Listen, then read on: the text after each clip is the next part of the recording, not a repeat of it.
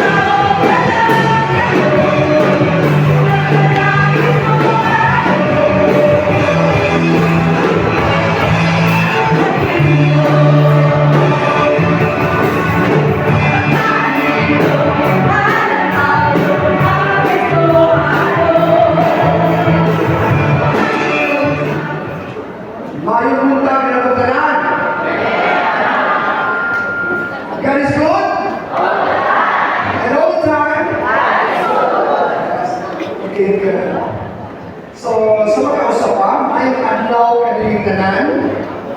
Malipayon ka mong giabi-abi sa atong hinimusan selebrasyon sa Pasko sa Pagkabanhaw. Glory to God. Usa ka malipayon ko nagdigong sa mga evangelikal na simbahan na naghiusa sa usang pagtuo, naghiusa sa usang paglao, o usa ka nabanhaw ng mga luwas. Karong adlaw nagtapo kita aron sa pagsabulog sa katugan ni Jesucristo batok sa sala ug kamatayon. O sa paglipay sa batong kinabuhi ng atong nabatunan diha kaniya. Hinaot nga kini panahona. Magbalik-on tungod kanimo kami adunay kagawasan ug saad sa walay katapusan nga kinabuhi. Una ang among kasing-kasing sa kalipay o paglaom.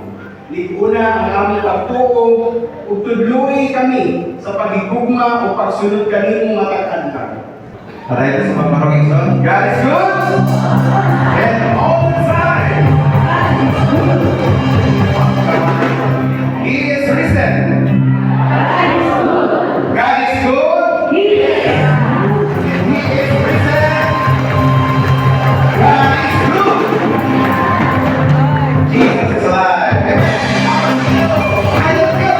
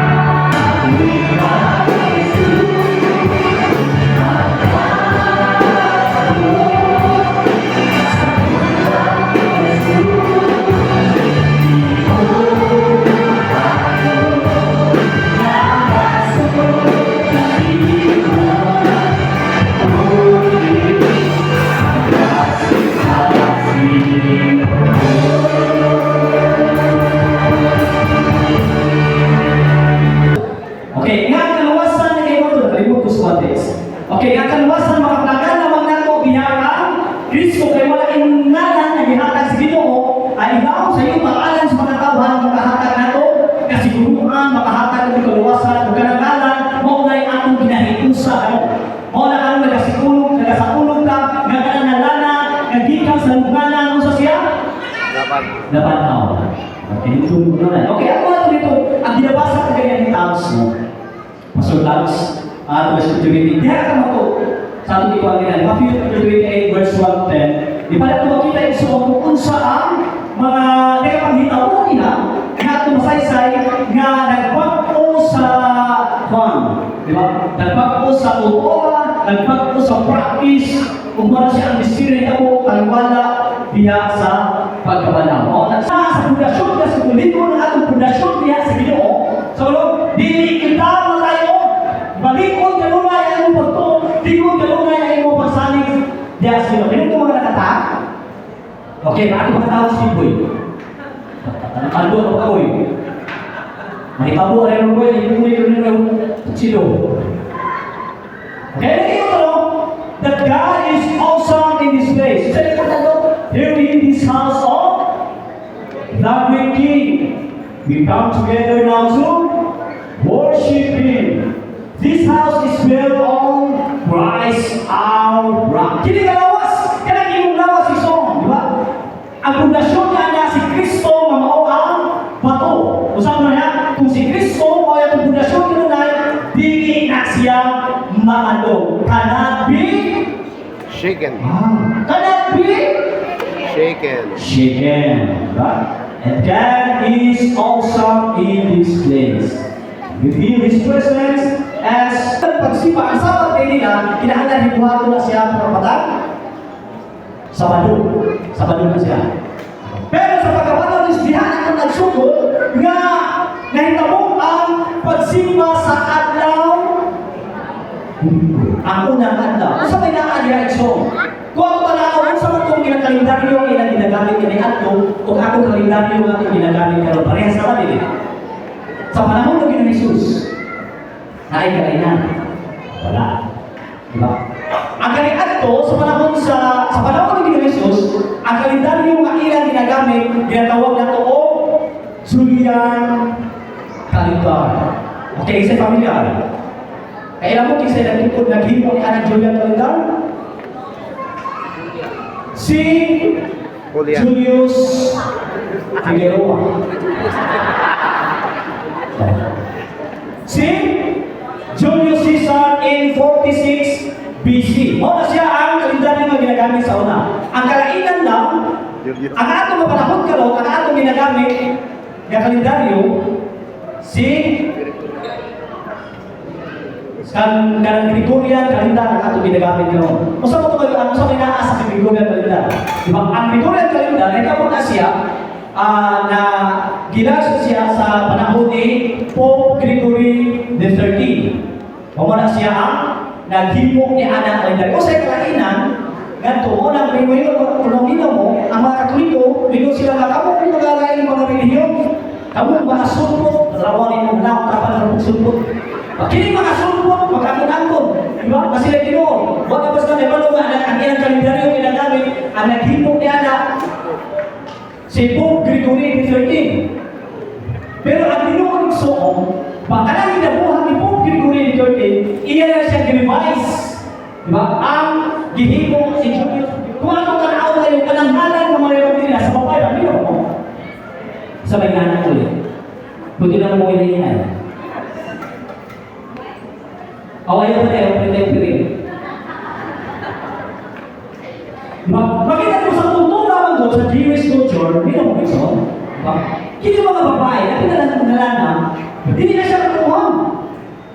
Pero sa pagkapanahon ni Jesus, hindi kayo kumain diyan, nanangalan, proto maayo, ang manan na Maria Magdalena, ang babae na. Pero na, kung sa klase, na tao na si Maria Magdalena. Usa siya, usa kadautan. Usa ka, babae. Kita rin so kani ato ang babae sa kulture sa Jewish, sa mga Hudyo, kultura, wag na bili ng mga babae. Sa tama. Kada mga trabaho sa mga babae kani ato sa mga Hudyo, sa siya ikabot na sila, ikhatag ipasaw na sila sa kanang mga ilang mga kuwan, ilang mga kahayupan, kunya, sa ko, ipasanay ako na sila. Sa kanang tigit-tigit na siya, mga trabaho sa mga babae, sa iyong kultura. Pakita mo nga kung ako pala gigamit sa Ginoo pagpat unang nagalaho diha sa maayong balita. may tungkol sa pagkabanang ng Jesus. Ano yan mo makita isulong? Nga taliwala na nga ako sa kababae, taliwala sa iyang kahuyang. Di ba taliwala sa iyang pagkatao, nga siya sa kalimay, ang sa kababae, nga wala'y nagkatagan nga nasa iyang tututuran. Hindi para sa tututuran ron. Di ba? Mga asawang bihawd sa mga malay. Dili tanan. Pero sa tututuran, ano na, dili sa ako, pwede ang babae trabaho. Sa iya, pwede trabaho. Naanak ka sa balay, atiman na ka. Diba? Kung ba inaana ang kultura sa o kibar ko na ni Jesus kaya siya kultura. Nga pinaagi sa pagpahayag sa mga balita, wala na yung mga pinili. Kaya kaya ito, kinahanang mga lalaki lang, mga magkasuti. Bakit ay mo ito sa kwento o sa kaya kinahanang ng mga babae, panahon sa simpa, o sa ibaton, paghilong mo. Diba? Ito na yung mababa. Muna yung ibandong ni Apostol Pablo sa kwento. Baka naman, ito ay kultura nila nga ang ginamahalisip nila ng babae. Kinalang nga magbilaw lang mo. Pagpahinom lang mo diyan. Dili para sa ito ang kultura mo. Di ba? Na pwede naman pastor ng babae. O, dahil ko pa ng mga puntong na dili pwede pakidugod, dili pwede mo pastor. Pero di ba mo na rin gusto? O mo na nagkahinusan na kami gusto, kung yan na pagkabanhaw ni Jesus, di ba? Ginagamit niya ang unang tao na usara walay bili. Ginagamit niya ang isang tao na naupan tayo. Ginagamit niya ang isang tao na pagkawagin katundanan. No? Wala din kapasidad. Usaka makasasala. Si Maria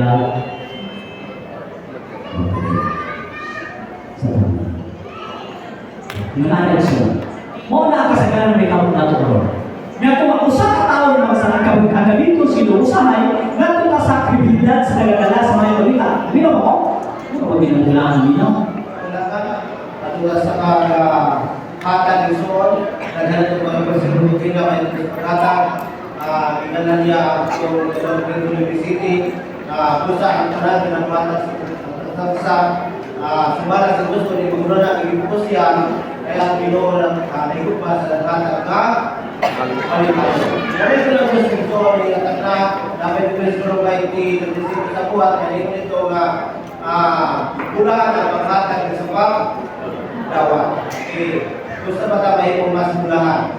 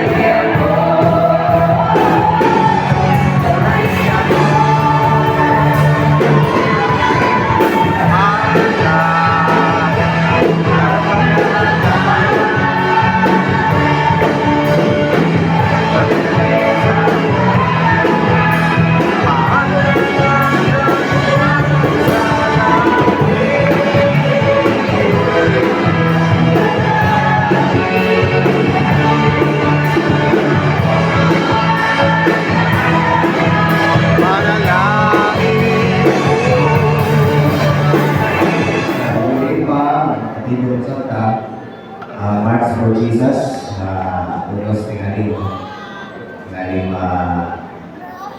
sabutan sa iba sa iba pastos. Last year, wala po siya, wala po siya. Okay, kung mag-express, wala tayo pero kasi yung makita ka, anniversary sa iba, nagpapot pa sa iyo. O dahil po importante may tulong para sa mga members sa DAP, ang atong program sa iba, naghahat na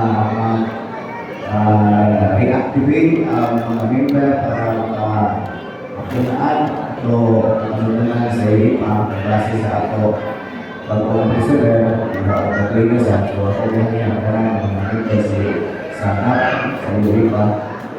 Dito program, i-remind ang mga pastors na matapos sa ito.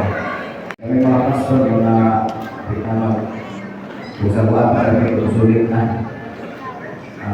Hindi na natin ang mga story na sa mga ipon sa television. Mga kailangan ng mga batang either professional or non-professional, ng mga magkakaroon sa meeting o tutlo sa mga eskwelahan. Karong school year na po, at sa klase, mag-start na po ang MRT. Simbahan ang pinatid. Kasi ba o simbahan ang Pasko na naman. So, wala ako masahod pili ang pinsa ng na ako na tulog na papakan ang presensya sa kawasan. The Lighthouse. Dito peso, dito ka. Kaya magkakalihan sa kapupunan. Peso, tagay ko ang simbahan, pero side ko sa kanya sa iyo. Amen?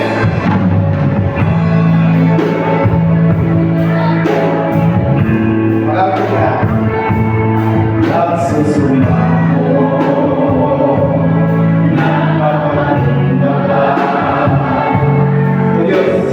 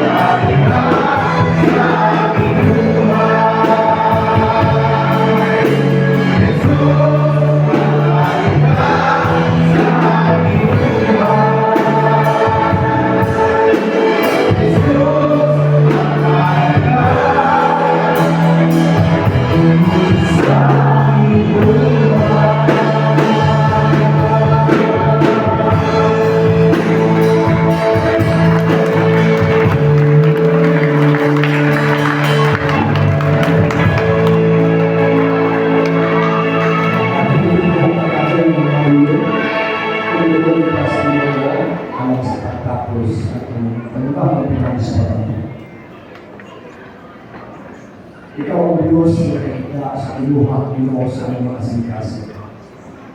Ikaw ang Diyos na you have tried to be broken for us to be mended and to be whole.